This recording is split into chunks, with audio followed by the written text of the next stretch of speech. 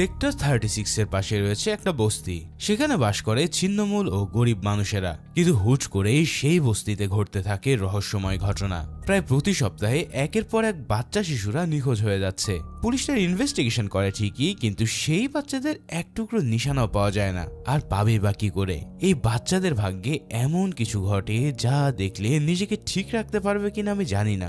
বলছিলাম কিছুদিন আগে রিলিজ হওয়া অন্যতম ক্রাইম থ্রিলার মুভি সেক্টর 36 এর কথা। তো চলো শেষ পর্যন্ত তোমার রক্ত হিম করতে শুরু করি আজকের মুভি এক্সপ্লেনেশন। মুভি শুরুতে আমরা প্রেম সিং নামের এক লোককে দেখতে পাই। সে সোফায় উল্টো হয়ে শুয়ে কন বানেগা কারোরপতি প্রোগ্রামটা দেখছিল। আসলে প্রেমের বেশভূষা দেখে মনে হতে পারে সে নিজেও কোনো কোটিপতি, কিন্তু বাস্তবতা হচ্ছে সে বাসি সাহেবের বাড়ির কেয়ারটেকার। বাসি সাহেব একজন খুব ধনী মানুষ যিনি মাঝে মাঝে এখানে বেড়াতে আসেন, আর বাকি সময়টা পুরো বাড়ির দায়িত্ব থাকে প্রেমের উপরেই। এদিকে টিভিতে এই কুইজ প্রোগ্রামটা প্রেমের কাছে এক ধরনের নেশার মতো পরিণত হয়েছে। আসলে তার ব্রেন ছিল অনেক শার্প, সে প্রায় সব প্রশ্নেরই সঠিক উত্তর বলে দিতে পারত, কিন্তু অনেকবার আবেদন করার পরেও সে কোনো ইনভাইটেশন পায়নি। তাই সে টিভিতে ভুল উত্তর দেওয়া প্রতিযোগীদেরকে গালাগাল করে নিজের রাগ মেটায়। ঠিক এমন সময় প্রেমের স্ত্রীর ফোন আসে। প্রেম তার স্ত্রীর সাথে একজন আদর্শ স্বামীর মতোই তাকে বিভিন্ন উপদেশ দেয় এবং নিজের খেয়াল রাখতে বলে, যা দেখে যে কেউই ভাববে যে সে একজন আদর্শ স্বামী এবং বাবা। যাই হোক, ফোন রাখা শেষ হতেই প্রেম রেডিওতে একটা গান ছাড়ে এবং কিছু ধারালো চাপাতি আর ছুরি বের করে নেয়। এরপর সে চলে যায় বাথরুমে, আর এখানে সে এক স্কুল পড়ুয়া মেয়েকে আগে থেকেই মেরে রেখেছিল। তারপর গানের ভলিউম বাড়িয়ে দিয়ে সে ওই মেয়ের বডিটা পিস পিস করে কাটতে শুরু করে। আর এটাই ছিল তার জীবনের সবচেয়ে আনন্দের মুহূর্ত। কি বুঝতে পারলে তো?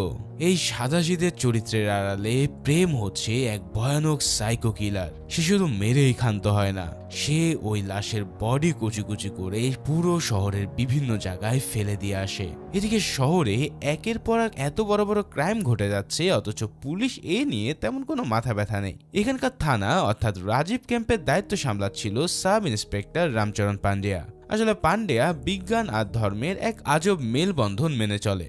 নিউটনের থার্ড ল থেকে শুরু করে রামায়ণ সবকিছুই তার নখদর্পণে। তো ব্যক্তিগত জীবনে সে একজন আদর্শ স্বামী এবং বাবা। ডিউটিতে যাওয়ার সময় নিজের মেয়ে ভেদুকে স্কুলে ছেড়ে দেওয়া তার প্রতিদিনের রুটিন। পান্ডিয়ার কাছে ঘুষ নেওয়ার ব্যাপারটা অনেকটা প্রসাদ খাওয়ার মতো, তাই সে এটা নিয়ে খুব একটা লুকোছুপিও করে না। সে ঘুষ খাওয়াকে তার নিজের চাকরির একটা অংশ বলে মনে করে, কিন্তু ডিউটি পালনের ব্যাপারে সে খুবই অলস। বিশেষ করে এই নিখোঁজ হওয়া কেসগুলোতে সে মোটেও পাত্তা দেয় না, কেননা ইতিমধ্যে অনেক বাচ্চারা এই বস্তি থেকে নিখোঁজ হয়ে গেছে। ঠিক এমন সময় সেখানে মন্ডল বাবু আসে।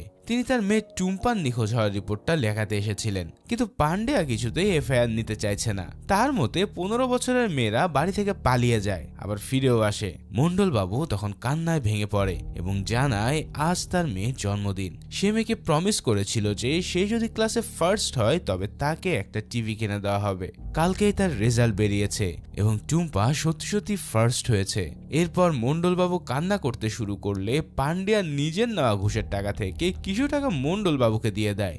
এরপর সে বলে যে যাও, এটা টুম্পার জন্য আমার জন্মদিনের গিফট। আসলে পান্ডিয়া চায় না তার থানার কেসের সংখ্যা বাড়ুক, কারণ এতে করে তাদের ডিউটিতে চাপও বেড়ে যাবে। তাই সে মন্ডলবাবুকে এটা সেটা বুঝিয়ে শান্ত করে বাইরে পাঠিয়ে দেয়। মন্ডলবাবু আর কোনো উপায় না পেয়ে বিলবোর্ডে টুম্পার মিসিং লিফলেট লাগিয়ে চলে যায়। আসলে ওই বিলবোর্ডটাতে আগে থেকে টুম্পার মতন আরো অনেক নিখোঁজ বাচ্চা ছবিতে ভরা ছিল।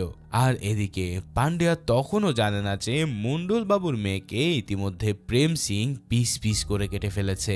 এর কিছুদিন পরে এক অদ্ভুত ঘটনা ঘটে। কিছু বাচ্চা রাস্তার ধারের একটা ড্রেনের পাশে ক্রিকেট খেলছিল। খেলার সময় বলটা তাদের ড্রেনের ভিতরে পড়ে যায়।